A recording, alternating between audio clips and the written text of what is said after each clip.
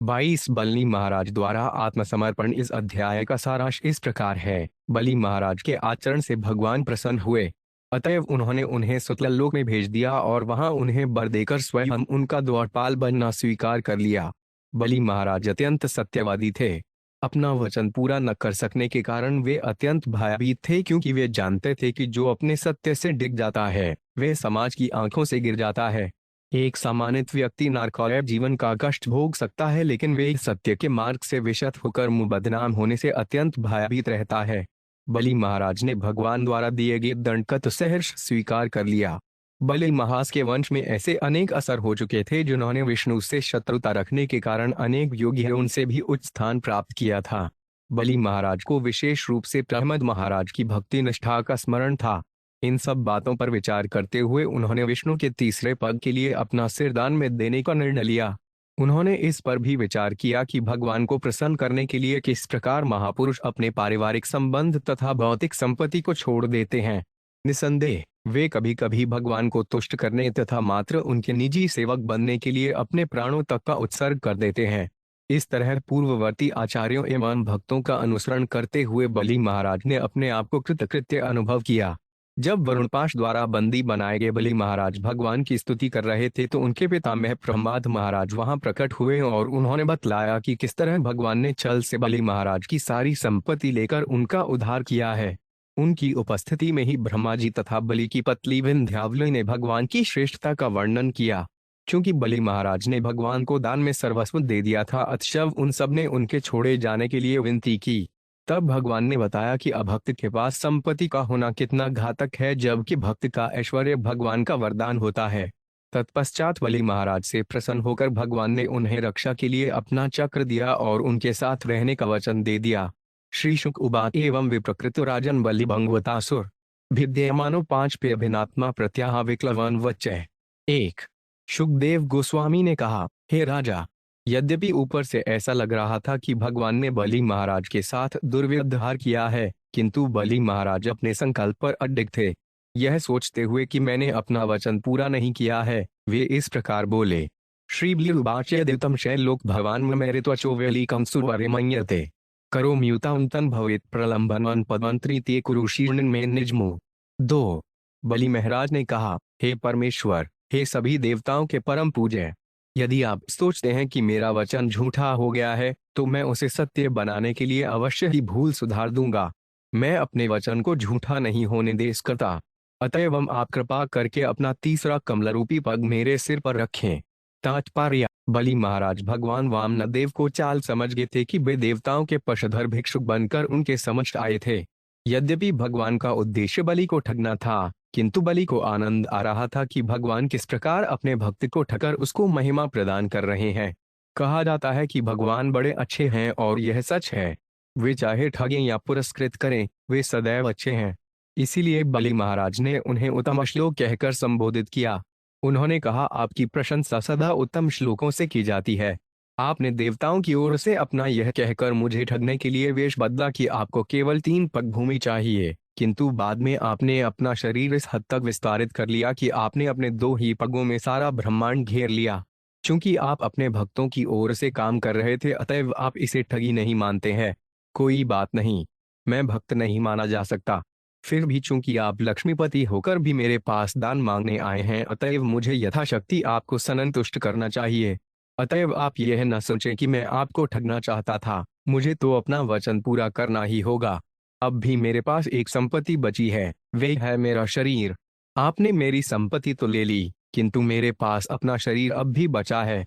अब आपकी तुष्टि के लिए मैं अपना शरीर दे रहा हूं, तो आप अपना तीसरा पग मेरे सिर पर रख लें। कोई यह पूछ सकता है कि जब भगवान ने 2 ही पगों में पूरा ब्रह्मांड घेर लिया तो भला उनके तीसरे पग के लिए बलि महाराज का सिर कैसे पर्याप्त हो सकता था? किंतु बलि महाराज ने सोचा कि संपत्ति की अपेक्षा संपत्ति के अधिकारी को बड़ा होना चाहिए। इसलिए यद्यपि भगवान ने उनकी सारी संपत्ति ले ली थी, तो भी संपत्ति के अधिकारी बलि महाराज का सिर भगवान के तीसरे पग के लिए पर्याप्त स्थान प्रदान कर सकेगा। बिभेमनाहि निर्यात पदच्युत न पाशबंधाद व्यसनाहुरत्ययात नैवार्थक कुचाद भवतो विनिग्रहाद दशाथर्वादाद भुष्मुधिजेय था। 3। मैं अपनी सारी संपत्ति से वंचित होने नारकीय जीवन बिताने, गरीबी के लिए वरुणपाश द्वारा बाए जाने या आपके द्वारा दंडित होने से उतना भयभीत नहीं होता हूँ जितना कि मैं अपनी अपकीर्ति से डरता हूँ। तात्पर्य: यद्यपि बलि महाराज ने भगवान को पूर्ण आत्मसमर्पण कर दिया था, किंतु वे ब्राह्मण ब्रह्मचारी को ठगने के लिए बदनाम होना नहीं सह सकते थे। अपने यश के विषय में पूरी तरह सतर्क रहने के कारण उन्होंने गंभीरतापूर्वक सोचा कि बदनामी से कैसे बचा जाए। अतएव भगवान ने उन्हें अपनी बदनामी को रोकने के लिए अच्छी सलाह दी कि वे अपना सिर अर्पित कर दें। वैष्णव कभी किसी दंड से डरता नहीं। नारायण प्रा सर्वे न कुत्तन निभति। भागवत 6.17 28। पुंसा इलागध्यत्मन मने दंड मर्तमार्पितम यौन न माता पिता भ्राता सुहृद शक्षादिशंति हिल। 4। यद्यपि कभी कभी किसी व्यक्ति के पिता, माता, भाई या मित्र उसके हितैषी होने के कारण उसे दंडित कर सकते हैं, किंतु वे कभी भी अपने आश्रित को इस प्रकार दंडित नहीं करते। किंतु आप परम पूज्य भगवान हैं, अतएव आपने मुझे जो दंड दिया है उसे मैं अत्यंत प्रशंसनीय समझता हूँ। तात्पर्य: भगवान द्वारा दिया गया दंड भक्त के द्वारा परम कृपा के रूप में स्वीकार किया जाता है। वते अनुकंपासुस्मीक्षणाणो भुजानि आत्मकृत विपाकय हृद्गोपुधिविद्धन नमस्ते जीवेत्यो मुक्तिपदे सदाय भाकुन। जो आपकी कृपा चाहता है और फलस्वरूप अपने विगत कर्मों के कारण सभी प्रकार की विषम परिस्थितियों को सहता है, जो तन, मन तथा वाणी से सदैव आपकी भक्ति में लगा रहता है और आपको सदैव नमस्कार करता है, वे निश्चित रूप से मुक्ति का योग्य पात्र है। भागवत 1.0.1.4.8। भक्त जानता है कि भगवान द्वारा दिया गया तथाकथित दंड अपने भक्त को सुधारने तथा सन्मार्ग पर लाने का उनका एकमात्र अनुग्रह है। अतएव भगवान द्वारा दिए गए दंड की तुलना अपने पिता, माता, भाई या मित्र द्वारा दिए गए बड़े से बड़े लाभ से भी नहीं की जा सकती। त्वन्नुन्मसुराणान है परोक्ष परमो गुरु यो नो 5 नेकमदान विश्लेषण चक्षुरादिशत। 5। चूंकि आप हम असुरों के अप्रत्यक्ष रूप से महानतम शुभ चिंतक हैं, आप हमारे शत्रु का वेश धारण करके भी हमारे सर्वोच्च कल्याण के लिए कर्म करते हैं। क्योंकि हम जैसे असुर सदैव मिथ्या प्रतिष्ठा का पद पाने की महत्वाकांक्षा करते हैं, अतएव आप हमें दंडित करके हमारे ज्ञान नेत्र खोलते हैं जिनसे हम सन्मार्ग देख सकें। तात्पर्य: बलि महाराज ने भगवान को देवताओं की अपेक्षा असुरों का मित्र अधिक समझा। इस भौतिक जगत में जिसे जितना ही अधिक धन मिलता है, वह उतना ही अधिक आध्यात्मिक जीवन के प्रति अंधा बन जाता है। देवतागण भौतिक संपत्ति के लिए भगवान के भक्त हैं, किंतु यद्यपि भगवान प्रत्यक्ष रूप से असुरों के पक्ष में नहीं रहते, फिर भी वे उन्हें मिथ्या प्रतिष्ठा के पदों से वंचित करके उनके शुभ चिंतक के रूप में कार्य करते हैं। क्योंकि मिथ्या प्रतिष्ठा से लोग दिग्भ्रमित हो जाते हैं, इसलिए भगवान उन पर विशेष कृपा करके उनकी मिथ्या प्रतिष्ठा को हर लेते हैं।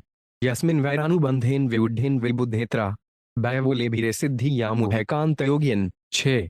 तेनाह निगृहीतो 5 में भवता भूरे कर्मणा बधश्न वारुणे पाशैर्नाति ब्रीडे नचिर्व्यथे। 7। आपसे लगातार शत्रुता रखने वाले अनेक असुरों ने अंततः महान योगियों की सिद्धि प्राप्त की। आप एक ही कार्य से अनेक उद्देश्यों की पूर्ति कर सकते हैं। फलस्वरूप यद्यपि आपने मुझे अनेक प्रकार से दंडित किया है, फिर भी मुझे वरुणपाश से बंदी बनाए जाने की नत तो लग गया है, नहीं मैं कोई कष्ट अनुभव कर रहा हूँ। तात्पर्य: बलि महाराज ने न केवल अपने ऊपर भगवान की कृपा की प्रशंसा की, अपितु अनेक अन्य असुरों के प्रति की गई कृपा को भी सराहा। चूंकि यह कृपा उदारता पूर्वक वितरित की जाती है, इसलिए परमेश्वर सर्व कृपालु कहलाते हैं। बलि महाराज तो निसंदेह पूर्णतया शरणागत भक्त थे, किंतु कुछ ऐसे असुरों ने जो अंश मात्र भी भक्त नहीं थे अपितु भगवान के शत्रु मात्र थे, वही उच्च स्थान प्राप्त किया जो अनेक योगियों ने प्राप्त किया था। इस तरह बलि महाराज की समझ में यह आया कि उन्हें दंडित करने में भगवान का कोई गुप्त मंतव्य था। फलस्वरूप वे भगवान द्वारा जिस विषम स्थिति में डाल दिए गए थे, उससे वे न तो दुखी थे, न ही लज्जित। पितामहो में भवदीय संभत प्रहाद आविष्कृत साथद्वात ब्रवद्विपक्षेन विचित्र वैष्णस संप्रापितस्त्वं परम स्वपित्रा। 8। मेरे बाबा प्रहाद महाराज आपके सारे भक्तों द्वारा मान्य होकर प्रसिद्ध हैं। यद्यपि उनके पिता हिरण्यकशिपु ने उन्हें अनेक प्रकार से कष्ट दिए थे, फिर भी वे आपके चरण कमलों का आश्रय लेकर आज्ञाकारी बने रहे। तात्पर्य: प्रहलाद महाराज जैसा शुद्ध भक्त परिस्थितिवश अनेक प्रकार की यातनाएं दिए जाने पर भी कभी भी भगवान को शरण छोड़कर अन्य किसी को शरण ग्रहण नहीं करता। शुद्ध भक्त कभी भी भगवान की कृपा के विरुद्ध शिकायत नहीं करता। इसके ज्वलंत उदाहरण प्रहलाद महाराज हैं। यदि हम उनके जीवन का अवलोकन करें तो हम देख सकते हैं कि यद्यपि उनके अपने ही पिता हिरण्यकशिपु ने उन्हें बहुत कठोर कष्ट दिए थे तो भी वे भगवान के ध्यान से तनिक भी विचलित नहीं हुए।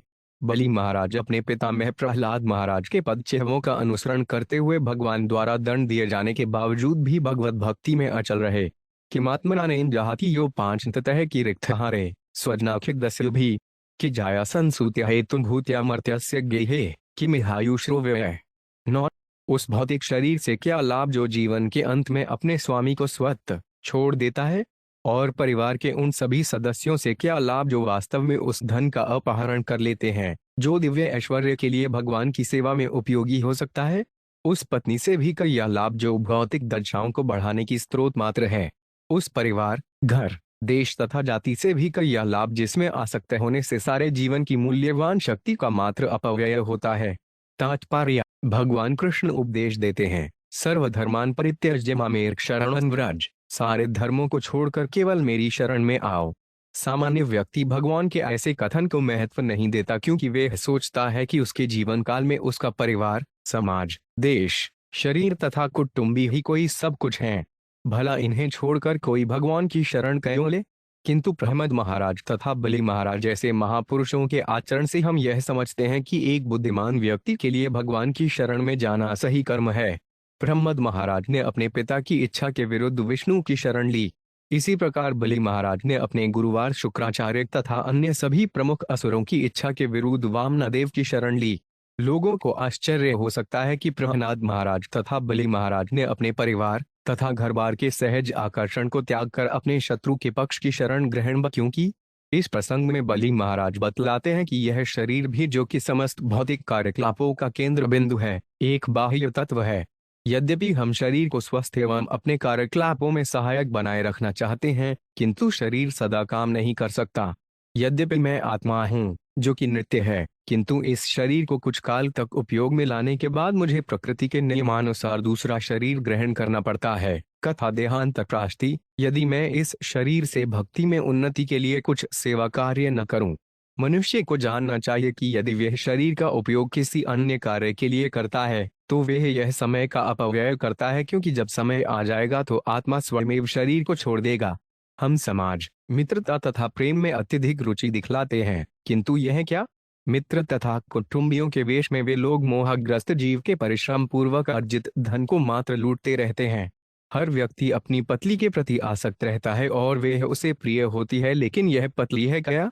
पत्नी स्त्री कहलाती है, जिसका अर्थ है भौतिकता का विस्तार करने वाली। जो व्यक्ति पत्नी के बिना जीवन बिताता है उसकी भौतिक अवस्थाएं कम विस्तृत होती हैं। जो ही मनुष्य विवाह करके पत्नी से संबंध जोड़ता है त्यों ही उसकी भौतिक आवश्यकताएं बढ़ जाती हैं। पुंसः खिया पिथुनी भाव मेत क्यों मिथुन हृदय ग्रथिमाहु अतो युह क्षेत्र सुताप्तवित जनस्य मोह पांचे महममेति।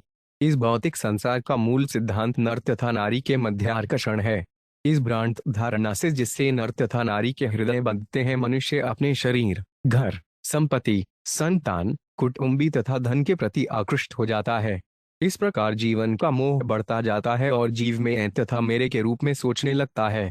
भागवत 5:5-8। मनुष्य जीवन तो आत्म साक्षात्कार के लिए है, अवांछित वस्तुओं की वृद्धि के लिए नहीं। वस्तुत पत्नी अवांछित वस्तुओं को बढ़ाती है। मनुष्य का जीवन काल, उसका घर, उसके पास की प्रत्येक वस्तु यदि वे भगवान को सेवा में उचित ढंग से नहीं लगाई जाती तो वे 3 प्रकार के कष्टों, आध्यात्मिक, अधिभौतिक तथा अधिदैविक के लिए स्थायी दुखदायक भौतिक अवस्थाएं उत्पन्न करने वाली बनती हैं। दुर्भाग्यवश समाज में इस विषय पर शिक्षा देने वाली कोई संस्था नहीं है। लोगों को जीवन उद्देश्य के विषय में अंधकार में रखा जाता है, जिससे निरंतर जीवन संघर्ष चलता रहता है। हम योग्यतम को उत्तरजीविता की बात करते हैं किंतु इससे कोई बचता नहीं क्योंकि इस भौतिक अवस्थाओं से कोई भी स्वतंत्र नहीं है। इत्थं सन्निश्चित्य पितामहो महानगाद्बोधो भवतः पाद पद्मम् ध्रुव प्रपेदे कुतो व्यंजनादुभितः स्वपक्षक्षपणस्थ सतम। 90। मेरे पितामह जो सभी मनुष्यों में श्रेष्ठ थे और जिन्होंने असीम ज्ञान प्राप्त किया था और जो हर एक द्वारा पूजित थे, इस जगत के सामान्य लोगों से भयभीत रहते थे। आपके चरण कमलों में प्राप्त होने वाले आश्रय को पूर्णतया समझकर ही उन्होंने आपके द्वारा मारे गए अपने पिता तथा अपने असुर मित्रों की इच्छा के विरुद्ध आपके चरण कमलों की शरण ग्रहण की थी। अधार्मप्यात्मरिपोस्तवान्तिकं दैवेन नीतः प्रस्भवन्त्याजित श्री। इद्वृतान्तान्तिकवर्ती जीवितां न्ययाश्रय स्तब्धम तृणबोध्यते। 19। मैं तो दैवश ही मजबूर होकर आपके चरणों में लाया गया हूँ और अपने समस्त ऐश्वर्य से विहीन हो गया हूँ। सामान्य संसारी लोग भौतिक स्थितियों में रहते हुए नश्वर ऐश्वर्य द्वारा उत्पन्न मोह के कारण पग पग पर आकस्मिक मृत्यु का सामना करते हुए भी नहीं समझ पाते कि यह जीवन नश्वर है। मैं तो दैवश ही उस स्थिति से बच गया हूँ। तात्पर्य: बलि महाराज ने भगवान के कामों को सराहना की। यद्यपि प्रह्लाद महाराज तथा बलि अतिरिक्त महाराज के अतिरिक्त असुर परिवारों के सारे सदस्य विष्णु को अपना नैतिक पारंपरिक शत्रु मानते थे। जैसा कि बलि महाराज ने वर्णन किया है, वास्तव में भगवान विष्णु उनके परिवार के शत्रु नहीं अपितु सर्वोत्तम मित्र थे। इस मैत्री का सिद्धांत पहले ही बतलाया जा चुका है। यस्या हम अनुग्रह नामे हर्षे तद्धनशनय। भगवान अपने भक्त का सारा भौतिक ऐश्वर्य छीनकर उस पर विशेष कृपा करते हैं। बलि महाराज ने भगवान के इस व्यवहार की सराहना की। इसीलिए उन्होंने कहा, दैजिन्नीत प्रस्भवं त्याजितोयि। आपने शाश्वत जीवन के सही पद पर लाने के उद्देश्य से ही मुझे इस परिस्थिति में डाल दिया है। वस्तुत हर एक मनुष्य को चाहिए कि वह तथाकथित समाज, मैत्री तथा प्रेम से डरे, जिनके लिए वे हर निश्रम करता रहता है। जैसा कि बलि महाराज है जनाद भीत शब्दों के द्वारा संकेत किया है, प्रत्येक कृष्ण भावना भावित भक्त को सामान्य मनुष्य से भयभीत रहना चाहिए जो भौतिक संपत्ति के पीछे भागता रहता है। ऐसा व्यक्ति प्रमत या पागल कहलाता है, जो माया जाल का पीछा करता रहता है। ऐसे व्यक्ति यह नहीं जानते कि कठिन जीवन संघर्ष के बाद मनुष्य को शरीर बदलना पड़ता है और इसकी कोई गारंटी नहीं है कि अगला शरीर किस तरह का होगा। जो पूर्ण रूपेण कृष्ण भावना भावित हैं और जीवन के लक्ष्य को समझते हैं, वे कभी भी भौतिक कार्यकलापों की घुड़दौड़ में नहीं पड़ते। किंतु यदि कोई निष्ठावान भक्त किसी तरह च्युत हो ही जाता है, तो भगवान उसे सुधार लेते हैं और नारकीय जीवन के घोरतम अंधकार में गिरने से बचा लेते हैं। अदांत गोगी विश्वता तमे सतपुन पुनश्चवित चर्वणानाप। भागवत 7:19-30। भौतिक जीवन शैली आखिर है क्या? मात्र चबाए हुए को बारंबार चबाना। यद्यपि ऐसे जीवन से कोई लाभ नहीं मिलता, किंतु लोग असंयमित इंद्रियों के कारण उसको और आकृष्ट होते हैं।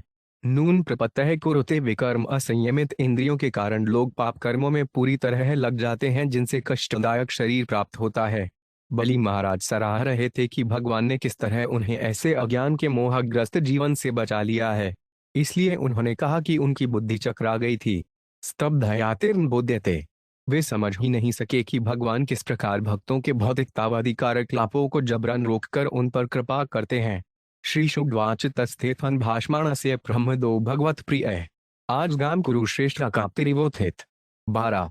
शुकदेव गोस्वामी ने कहा, हे कुरुश्रेष्ठ, जब बलि महाराज इस प्रकार अपने भाग्य की प्रशंसा कर रहे थे तो भगवान के परम प्रिय भक्त प्रह्लाद महाराज वहां प्रकट हुए मानो रात्रि में अंद्रमा उदय हो गया हो।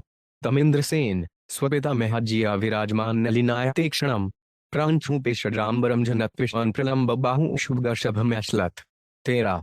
तब बलि महाराज ने परम भाग्यशाली व्यक्ति अपने पितामह प्रह्लाद महाराज को देखा, जिनका श्यामल शरीर आंखों के अवजन जैसा लग रहा था। उनका लंबा भव्य शरीर पीतांबर धारण किए था। उनकी भुजाएं लंबी थीं और उनकी सुंदर आंखें कमल की पंखड़ियों के समान थीं। वे सबके अत्यंत प्रिय तथा मोहक थे। तस्मय बलिवारुण पाश्यन धत्रितय समयेनोपजहार पूर्ववत न नाम मूर्धनश्रु विलोलोचन सबरीडनीचीन मुखो बहुभः। 14। वरुण पाश से बंधे होने के कारण बलि महाराज पहले की तरह प्रह्लाद महाराज को भली भांति सम्मान नहीं दे पाए। उन्होंने केवल सिर के द्वारा प्रणाम किया। उनके नेत्र अश्रुपूरित थे और लज्जा से उनका सिर नीचा था। तात्पर्य: क्योंकि बलि महाराज को भगवान वामनदेव ने बंदी बना लिया हुआ था, अतः वे निसंदेह अपराधी माने जाने के योग्य थे और बलि महाराज गंभीरतापूर्वक अनुभव भी कर रहे थे कि वे भगवान के अपराधी हैं। प्रह्लाद महाराज को निश्चित रूप से यह अच्छा नहीं लगा होगा, इसीलिए बलि महाराज लज्जा से अपना सिर नीचा किए थे। सतत्र हसीन मुद्दीक्षे सत्पत्ति हरि सुनंदमनुज्ञैरुपासितम उपेते भूमौ शिरसा महामना ननाम मूर्धना पुलकाश्रुविक्लव। 95। जब प्रह्लाद महाराज ने देखा कि वहां पर सुनंद जैसे अपने घनिष्ठ संगियों से घिरकर एवं पूजित होकर भगवान बैठे हैं, तो उनकी आंखें प्रेमाभुओं से छलछला उठीं। उनके पास जाकर और भूमि पर गिरकर उन्होंने सिर के बल भगवान को प्रणाम किया। श्री प्रह्लाद ख्वाचित्व एवदत्त पद्मेन्द्रमुर्जितं हत्तदेवाद्य तथैव शोभनम मने महानस्य कृतोहानुग्रहो विभ्राशितो यक्षीय आत्ममोहनात्। 196। प्रह्लाद महाराज ने कहा, हे प्रभु, इस बलि को इंद्रपद का महान ऐश्वर्य आपकी ही देन है और अब उसको आपने ही छीन लिया है। मेरे विचार से आपका देना लेना एक सा सुंदर है। क्योंकि स्वर्ग के राजा का उच्च पद उसे अज्ञान के अंधकार में डाले हुए था, अतएव आपने उसका सारा ऐश्वर्य छीनकर उसके ऊपर महान अनुग्रह किया है। तात्पर्य कहा गया है, यस्याहम अनुगृह्णामि हर्षे तद्धन्वंशने। भागवत 1:08-8। भगवान की कृपा से ही मनुष्य को सारा भौतिक ऐश्वर्य प्राप्त होता है, किंतु यदि इस ऐश्वर्य से मनुष्य गर्वित हो उठता है और आत्म साक्षात्कार की विधि को भूल जाता है, तो भगवान उस ऐश्वर्य को अवश्य छीन लेते हैं। भगवान अपने भक्त को उसका वैधानिक पद ढूंढने में सहायक बनकर अनुग्रह करते हैं। इसके लिए भगवान भक्त की हर सहायता करने के लिए सदैव तैयार रहते हैं।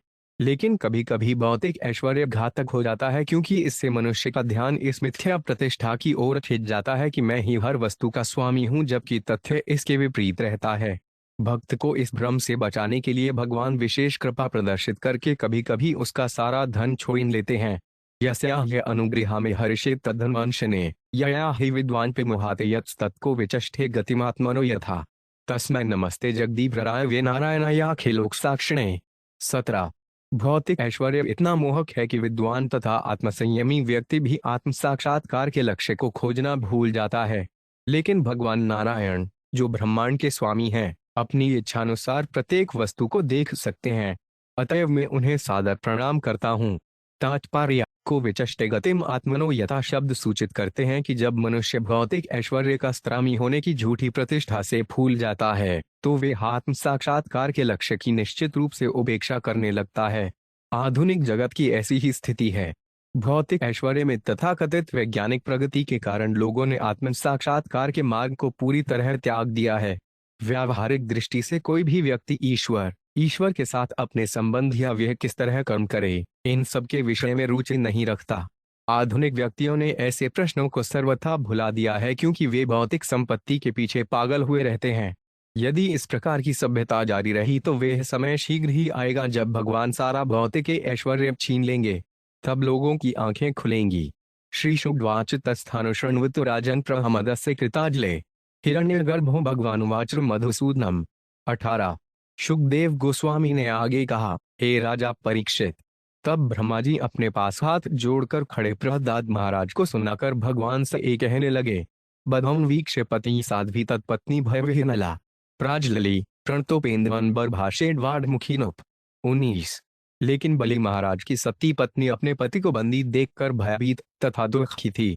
उसने तुरंत भगवान वामनदेव उपेंद्र को नमस्कार किया और हाथ जोड़कर इस प्रकार बोली। तात्पर्य यद्यपि ब्रह्मा जी बोल रहे थे, उन्हें थोड़ी देर तक रुकना पड़ा, क्योंकि बलि महाराज की पत्नी विंध्यावली, जो अत्यंत क्षुब्ध एवं भयभीत थी, कुछ कहना चाह रही थी।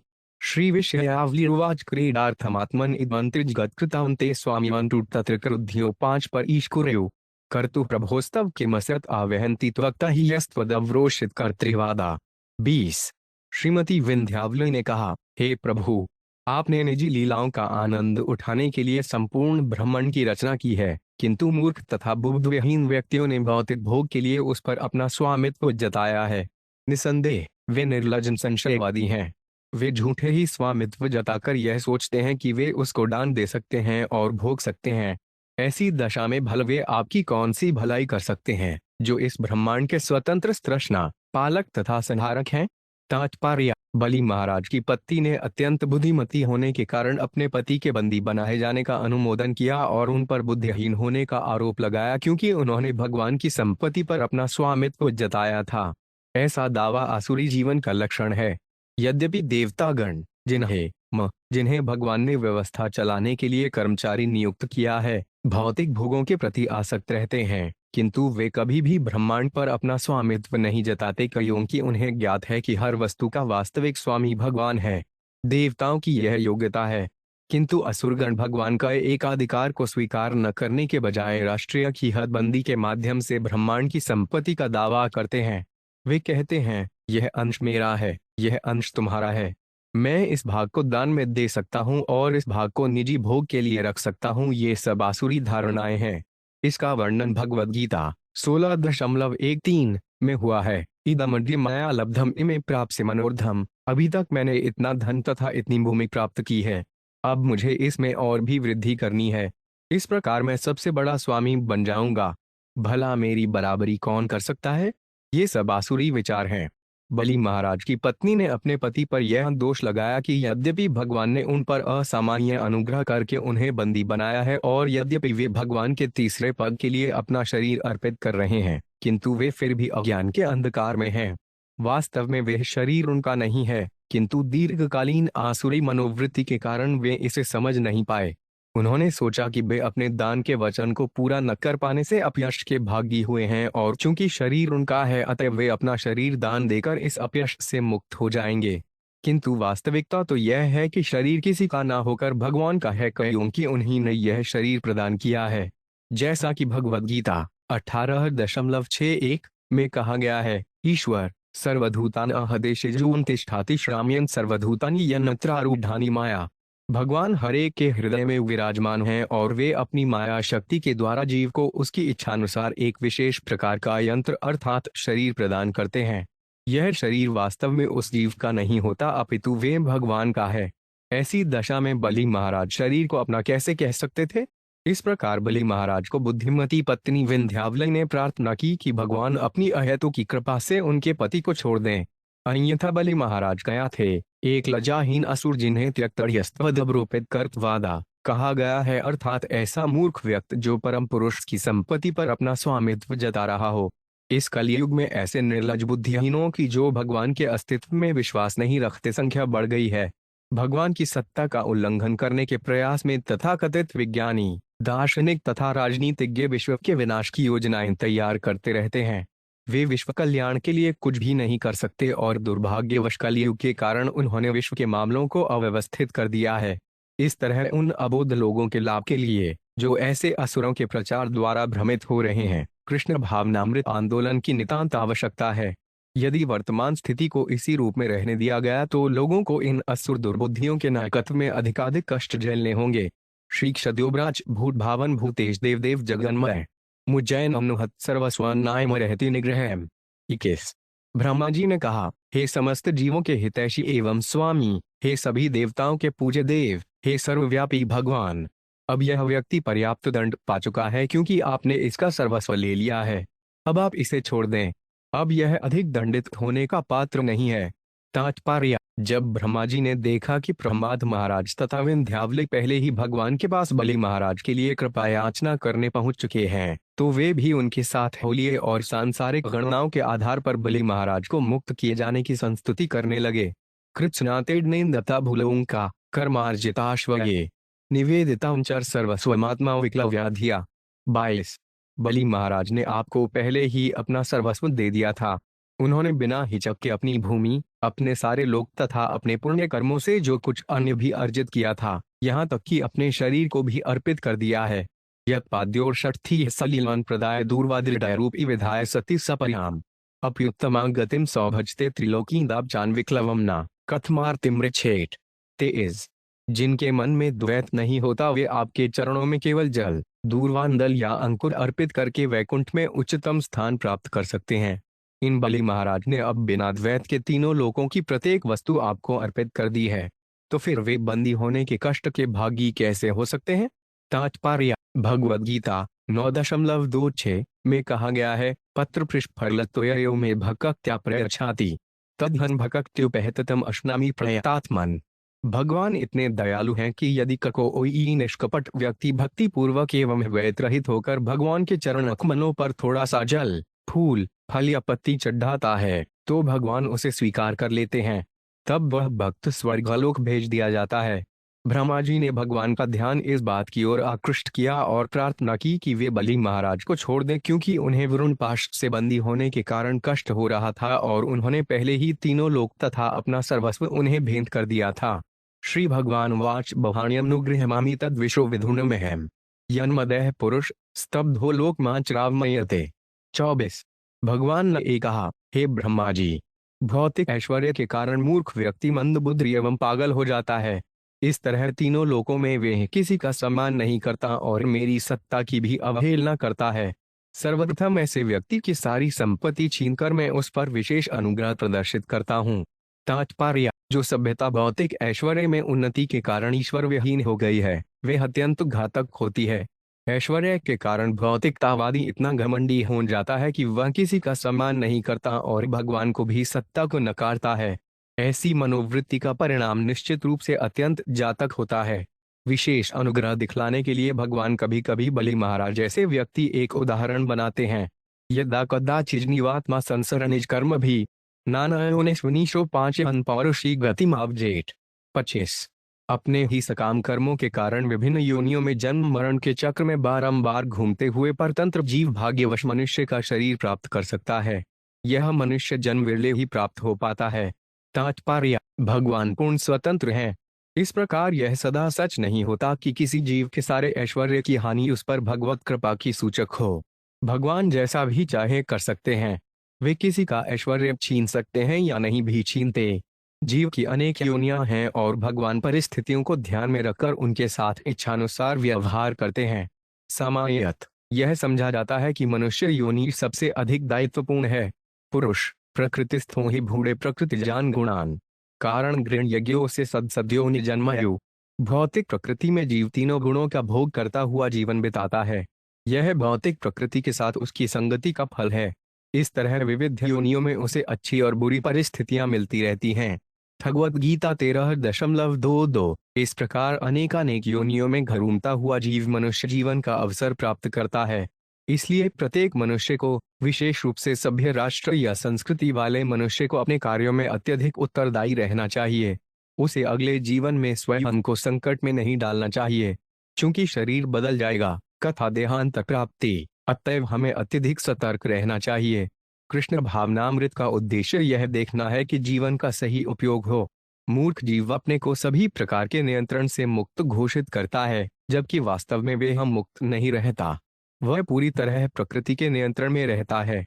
अतएव उसे अपने जीवन के कार्यों में अत्यंत सावधान एवं उत्तरदायी होना चाहिए।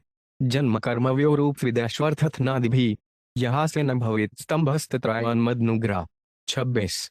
यदि कोई मनुष्य उच्च कुल में जन्मा हो, यदि वे अद्भुत कर्म करे, यदि वे तरुण हो, यदि उसके पास सौंदर्य, उत्तम शिक्षा तथा प्रचुर संपत्ति हो और यदि वह इतने पर भी अपने ऐश्वर्य पर न इतराए, तो यह समझना चाहिए कि उस पर भगवान की विशेष कृपा है। तात्पर्य, यदि इन सब ऐश्वर्यों के होते हुए भी कोई मनुष्य घमंडी नहीं होता, तो यह समझना चाहिए कि वे भली भांति यह जानता है कि उसका सारा ऐश्वर्य भगवान की कृपा के फल स्वरूप है। अतएव वह अपनी सारी संपत्ति भगवान की सेवा में लगा देता है। भक्त भली भांति जानता है कि उसका सर्वस्व, यहाँ तक कि उसका शरीर भी, भगवानों का है। यदि कोई पूर्णतः ऐसे कृष्ण भावनामृत में रहता है, तो यह समझना चाहिए कि उस पर भगवान की विशेष कृपा है। निष्कर्ष यह निकला कि धन से वंचित होने को भगवान की विशेष कृपा नहीं मानना चाहिए, प्रत्युत यदि कोई अपने ऐश्वर्य पूर्ण पद पर निरंतर बना रहता है और व्यर्थ ही यह घमंड नहीं करता और यह नहीं सोचता कि वह हर वस्तु का स्वामी है, तो यह भगवान की विशेष कृपा है। मानव स्तंभ निभिताना जन्मादीन आसामन ततः सर्वश्रेय प्रतिपान अहंत मुझे मत्यर। 27। यदहमपि उच्च कुल में जन्म एवं ऐसे अन्य ऐश्वर्य भक्ति की उन्नति में बाधक होते हैं, क्योंकि ये झूठी प्रतिष्ठा तथा घमंड के कारण हैं, किंतु ये ऐश्वर्य भगवान के अनन्य भक्त को कभी विचलित नहीं करते। तात्पर्य, ध्रुव महाराज जैसे भक्तों पर जिन्हें असीम भौतिक ऐश्वर्य प्राप्त था, भगवान की विशेष कृपा होती है। एक बार कुबेर ने श्रुव महाराज को एक वर देना चाहा, किंतु श्रुव ने उनसे यही याचना की कि मैं भगवान की भक्ति करता रहूं। यद्यपि वे चाहते तो उनसे कितना ही भौतिक ऐश्वर्य मांग सकते थे। जब भक्त भगवान ऐश्वर्य की भक्ति में स्थिर होता है, तो भगवान को उसे उसके भौतिक ऐश्वर्य से वंचित करने की आवश्यकता नहीं रहती। भगवान भक्ति के कारण अर्जित धन को कभी नहीं छीनते, यद्यपि वे कभी कभी पुण्य कर्मों के द्वारा अर्जित धन को हर लेते हैं। वे ऐसे भक्त को घमंड रहित करने के लिए या उसे भक्ति के बेहतर पद पर स्थित करने के लिए करते हैं। यदि किसी विशेष भक्त का कार्य प्रचार करना हो, किंतु यदि वे अपने पारिवारिक जीवन या ऐश्वर्य को त्याग कर भगवत सेवा नहीं करता, तो भगवान निश्चित रूप से उसका भौतिक ऐश्वर्य छीन लेते हैं और उसे भक्ति में स्थापित कर देते हैं। इस तरह शुद्ध भक्त कृष्ण भावनामृत के पूर्ण प्रचार कार्य में लग जाता है। एप दानव दैत्यानमग्रन कीर्तिवर्धन अजयशी दजया मानसी धन्नपिन मुहाती। 28। बलि महाराज असुरों एवं नास्तिकों में सर्वाधिक विख्यात हो गए हैं, क्योंकि अपने सारे ऐश्वर्य से वंचित होकर भी वे अपनी भक्ति में अचल हैं। तात्पर्य: इस श्लोक में सीदनप्पिन मोहयाति पद अत्यंत महत्वपूर्ण है। कभी कभी भक्ति करते हुए भक्त संकट में फंस जाता है। संकट में हर व्यक्ति शोक करता है और दुखी होता है, किंतु भक्त भगवत कृपा से बुरी स्थिति में भी यह समझ सकता है कि भगवान उसकी कठिन परीक्षा ले रहे हैं। बलि महाराज ऐसी सारी परीक्षाओं में उत्तीर्ण रहे, जैसा कि अगले श्लोकों से प्रकट है। क्षीण रिक्थच्युत स्थानाद जिप्तो बधश्न शतलभिः ज्ञाति विश्व परित्यक्तो यातनाम नियापित। 29 गुरुणा भर्त्सित शब्द जहां सत्य न सुब्रत छल तो माया धमो नायान त्यजती सत्यवाक। 30 बलि महाराज यद्यपि धन विहीन, अपने मौलिक पद से च्युत, अपने शत्रुओं द्वारा पराजित तथा बंदी बनाए गए, अपने कुटुंबियों तथा मित्रों द्वारा भर्त्सित हुए और परित्यक्त बांधे जाने की पीड़ा से पीड़ित तथा अपने गुरुवार द्वारा भर्त्सित तथा शापित थे, किंतु वे अपने व्रत में अटल रहे। उन्होंने अपना सत्य नहीं छोड़ा। मैंने तो निश्चित रूप से छल से धर्म के विषय में बातें कही, किंतु उन्होंने अपना धर्म नहीं छोड़ा, क्योंकि वे अपने वचन के पक्ष हैं। तात्पर्य: बलि महाराज ने भगवान द्वारा ली गई कठिन परीक्षा उत्तीर्ण की। यह भगवान द्वारा अपने भक्त पर कृपा का अन्य प्रमाण है। कभी कभी भगवान भक्त की इतनी कठिन परीक्षाएं लेते हैं जो लगभग असह्य होती हैं। बलि महाराज को जिस स्थिति में पहुंचा दिया गया था उसमें किसी के लिए भी जीवित रह पाना कठिन था, किंतु बलि महाराज ने इन कठिन परीक्षाओं तथा तपस्याओं को सह लिया, तो यह भगवान की कृपा ही है। भगवान निश्चय ही भक्त की सहनशीलता को सराहते हैं और भक्त के भावी महिमा गान के लिए इसे अंकित कर लिया जाता है। यह कोई सरल परीक्षा न थी, जैसा कि इस श्लोक में वर्णन हुआ है। शायद ही कोई ऐसी परीक्षा में सफल हो सके, किंतु महाजनों में से एक बलि महाराज के भावी महिमा गान के लिए भगवान ने न केवल उनकी परीक्षा ली, अपितु ऐसी विपदा सहने के लिए उन्हें शक्ति भी प्रदान की। भगवान अपने भक्त पर इतने दयालु हैं कि उसकी कठिन परीक्षा लेते समय वे उसे आवश्यक शक्ति प्रदान करते हैं, जिससे वे उसे सह सके और यशस्वी भक्त बना रह सके। एप में प्रापित है स्थान दुष्प्रापमरर्पी सावर्णेरंतरस्यायन भवितेन अधोमदभय। 39 भगवान ने आगे कहा, उसकी महान सहन शक्ति के कारण मैंने उसे वह स्थान प्रदान किया है जो देवताओं को भी सुलभ नहीं हो पाता। वह सावर्णी मनु के काल में स्वर्ग का राजा बनेगा। तात्पर्य: यह भगवान की कृपा है। यहाँ तक कि जब भगवान भक्त के ऐश्वर्य को भी छीनते हैं तो वे उसे तुरंत ऐसा स्थान प्रदान करते हैं जो देवताओं को स्वप्न में भी सुलभ नहीं हो सकता। भक्ति के इतिहास में ऐसे अनेक उदाहरण मिलते हैं। ऐसा एक उदाहरण सुदामा विप्र का ऐश्वर्य है। सुदामा विप्र को भौतिक संपत्ति को सख्त तंगी थी, किंतु वे विचलित नहीं हुआ और भक्ति के पथ से हटा नहीं। अंत में भगवान कृष्ण ने कृपा करके उसे उच्च स्थान प्रदान किया।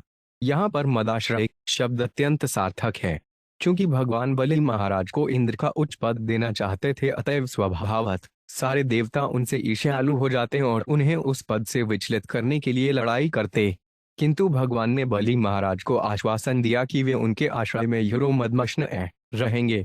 तावत् सुतलम मध्यास्थाम विश्वकर्म विनिर्मितम यदाध्यो व्याध्यदक्लमस्तंडापराभव नोपसर्गानिवसत्ता संभवन्ति ममेक्षया। 32 जब तक बलि महाराज स्वर्ग के राजा इंद्र का पद प्राप्त नहीं कर लेते तब तक वे सुतल लोक में रहेंगे, जिसे विश्वकर्मा ने मेरे आदेश से निर्मित किया था। चूंकि इसकी रक्षा मेरे द्वारा विशेष रूप से होती है, अतएव यह मानसिक तथा शारीरिक व्याधियों, थकान, आलस्य, पराजय तथा अन्य सभी उपद्रवों से मुक्त है। हे लिमिटेड महाराज, अब तुम वहां जाकर शांतिपूर्वक रह सकते हो। तात्पर्य: विश्वकर्मा स्वर्गलोक के उच्च प्रासादों के इंजीनियर या शिल्पी हैं। चूंकि इन्हें बलि महाराज का आवास बनाने के लिए लगाया गया था, अतएव सुतलोक के महल कम से कम स्वर्गलोक जैसे अवश्य होने चाहिए थे। बलि महाराज के लिए तैयार कराए गए इस स्थान का एक अन्य लाभ यह था कि उन्हें वहां न तो किसी बाहरी आपत्ति से विचलित होना पड़ेगा, न ही उन्हें कोई मानसिक या शारीरिक क्लेश सताएगा। सुतलोक के ये अद्वितीय लक्षण हैं जहां बलि महाराज रहेंगे। वैदिक ग्रंथों में हमें अनेक विभिन्न लोकों के वर्णन मिलते हैं जहां अनेकानेक प्रासाद हैं जो धरालोक की तुलना में हजारों गुना श्रेष्ठ हैं। जब हम प्रासादों की बात करते हैं तो स्वभावतः उसमें बड़े बड़े शहरों तथा नगरों का भाव निहित होता है। दुर्भाग्यवश जब आधुनिक विज्ञानी अन्य लोकों की खोज करने का प्रयास करते हैं तो उन्हें चट्टानों तथा बालू के अतिरिक्त और कुछ नहीं मिलता। भले ही वे अपनी तुच्छ यात्राओं का आयोजन करते रहें, किंतु वैदिक साहित्य का अध्येता न तो कभी उन पर विश्वास करेगा, न उन्हें अन्य लोकों की खोज का श्रेय प्रदान करेगा। इंद्रसेन महाराज याहि भो बदभमस्तुते सुतलन स्वर्ग भी प्रार्थिक ज्ञाति भी परिवारित। 33। हे बलि महाराज इंद्रसेन, तुम उस सुतल लोक में जाओ जिसकी कामना देवता भी करते हैं। वहां अपने मित्रों तथा संबंधियों की संगति में शांतिपूर्वक रहो, तुम्हारा कल्याण हो। तात्पर्य, जैसा कि स्वर्ग भी प्राथमिक शब्दों से सूचित होता है, सुतलोक स्वर्गलोक से सैकड़ों गुना अच्छा है, जहां बलि महाराज को स्वर्गलोक से स्थानांतरित किया गया। जब भगवान अपने भक्त को भौतिक ऐश्वर्य से विहीन करते हैं तो इसका अर्थ यह नहीं होता कि वे उसे दरिद्र बना देते हैं, प्रत्युत वे उसे उच्चतर पद प्रदान करते हैं। भगवान ने बलि महाराज को अपने कुदर्दुम्ब से विलग होने के लिए नहीं कहा, अपितु उन्हें अपने कुटुंबियों के साथ ठहरने की अनुमति प्रदान की। ज्ञाति भी परिवारित। न त्वाम भी भविष्यन्ति लोकेशा किमुत्ताप्रे त्वच्छा स्नातिग्वानुत्यश्वकं में सुद्दिश्यति। 34। सुतलोक में सामान्य लोग तो क्या, अन्य लोकों के प्रधान देवता भी तुम्हें नहीं जीत पाएंगे। रही असुरों की बात, यदि वे तुम्हारे शासन का उल्लंघन करेंगे तो मेरा चक्र उनका वध कर देगा। रक्षिषे सर्वतो 5 हन्त्वा सानुबन सप्रीच्छदम सदा सनिहितं वीर तत्र माद्रक्षते भवान। 35। है शूरवीर, मैं सदैव तुम्हारे साथ रहूंगा और तुम्हारे संगियों तथा साज सामग्री समेत तुम्हें सभी प्रकार से संरक्षण प्रदान करूंगा। साथ ही तुम वहां मुझे सदैव देख सकोगे। तत्र दानव दैत्यान आसभ्यते भावासुर है इष्ठा मदनुभावान वै सदैव कुंठो विनड क्षति क्षतिस। चूंकि तुम्हें वहां मेरे परम पराक्रम का दर्शन होगा, अतएव असुरों तथा दानवों की संगति से तुम्हें जो भौतिकतावादी विचार एवं चिंताएं उदित हुई हैं वे तुरंत ही विनष्ट हो जाएंगी।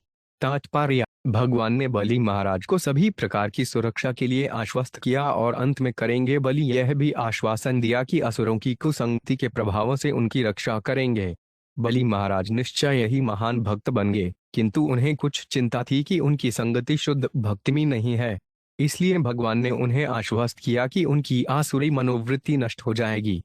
दूसरे शब्दों में, भक्तों की संगति से आसुरी मनोवृत्ति जाती रहती है। सवा प्रसक्षण पयवीव संवेदो भवंती हृत्करुण सायनाह कथा भागवत 3:25। जब कोई असुर भगवान को महिमा का गायन करने वाले भक्तों की संगति करता है तो वे क्रमश शुद्ध भक्त बन जाता है। इस प्रकार श्रीपद भागवत के 8वें स्कंद के अंतर्गत बलि गुहायज द्वारा आत्मसमर्पण नामक 22वें अध्याय के भक्ति वेदांत तात्पर्य पूर्ण हुए।